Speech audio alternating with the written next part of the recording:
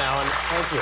And they need stuff to be mad about. So, you know, stuff like this is like, oh, boy, we could yell about this for an entire week. And plus, with your dad being the president and all, it puts a lot of the focus on that. That's true. Yeah, I should have conferred with him before I came out publicly. You know? Within weeks of Charlie Sheen throwing down the gauntlet on national television, the federal government released 2 new videos, almost identical to frames released 4 years before by the Pentagon. We've got to ask questions about why the Pentagon could be attacked. This is supposed to be the most defended building in the world.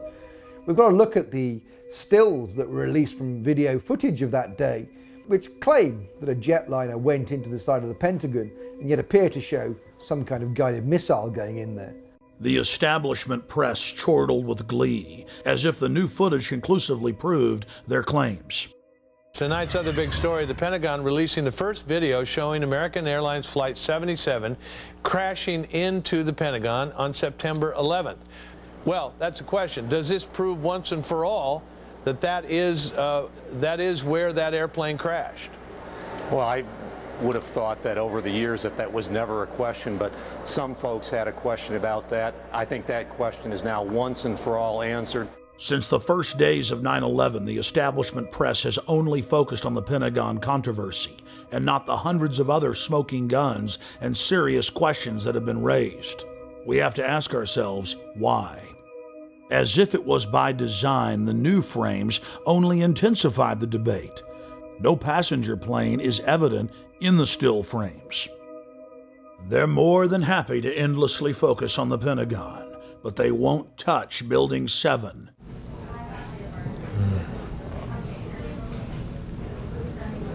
It's amazing. Amazing, incredible, pick your word.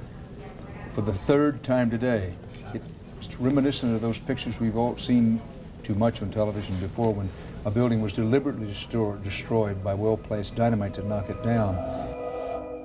We have the owner of the World Trade Center complex admitting on tape that he ordered the building demolished on the afternoon of 9/11.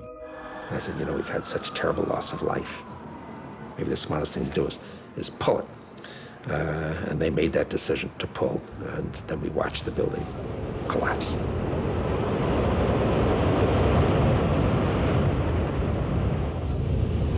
"9/11 was just one salvo in an ongoing war against the free peoples of the planet. It's all part of their terror storm."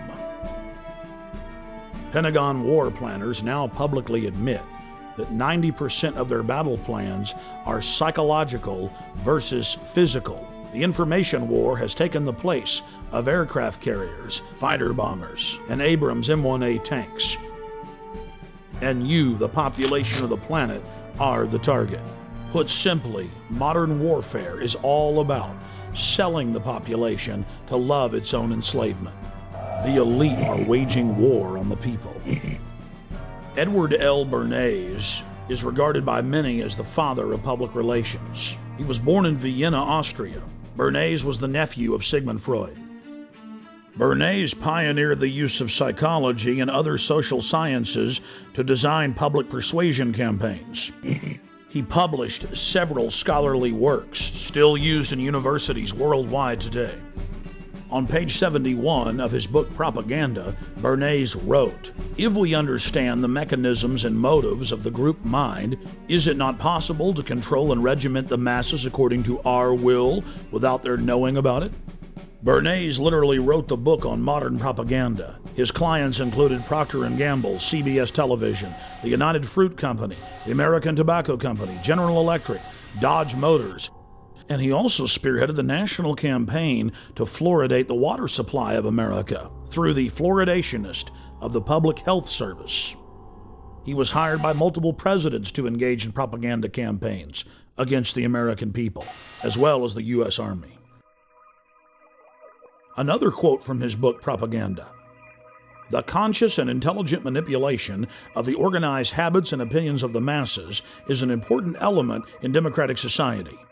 Those who manipulate this unseen mechanism of society constitute an invisible government, which is the true ruling power of our government. We are governed, our minds are molded, our taste formed, our ideas suggested, largely by men we have never heard of. Nazi propaganda minister Joseph Goebbels publicly praised Bernays on many occasions and stated that Bernays' work was the blueprint used by the Nazis to seize control of the Reich.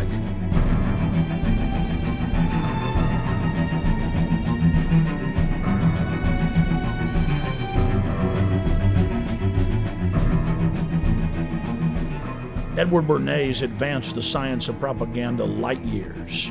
But more than 60 years after his heyday, the science of mind control is thousands of times more sophisticated than even Bernays had envisioned. Since the dawn of man, bullies have attempted to dominate and control the tribe. Human history has been one long struggle of the independent free human against organized crime syndicates attempting to enslave him. Brute force has been replaced with intimidation and propaganda. We are manipulated into enslaving ourselves. We are conned into believing that the establishment is our loving keeper and not our parasitic master.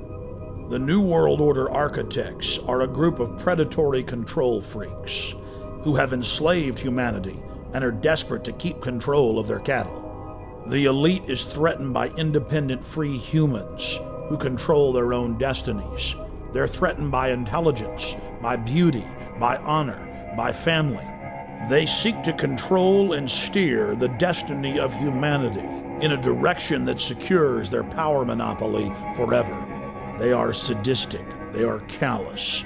They think nothing of human life, only control and keeping that control. The entire world is being engineered, designed to be a prison planet, a control grid over free humanity, where no dissent is tolerated. Once you realize that the establishment is laughing at you, you can begin to research the truth and start fighting back. Once you understand their game plan, it's very easy to defeat. Knowing who your enemy is half the battle. Taking action is the other half. You only have to free your mind, and defeating the globalist will be easy.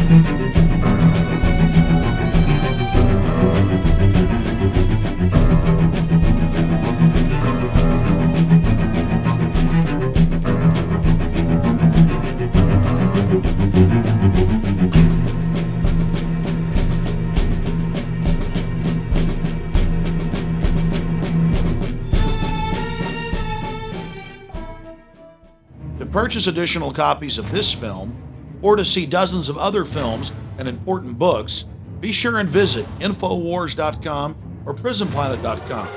Or to order, simply call toll-free 1-888-253